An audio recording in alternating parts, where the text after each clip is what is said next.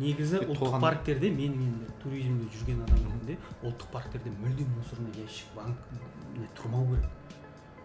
Ол жақта жел бар, ол жақта жауын бар, ол анау ашық тұрады беті, ол салат ұшып кетеді, ол мүмкін емес та ол нәрсені істеу. Оны лесник алатын 80 мың теңге, қазір оны 160 мың 100% көбейтті осы жақында, иә. Ол лесник қашанғы тазалайды мысалы.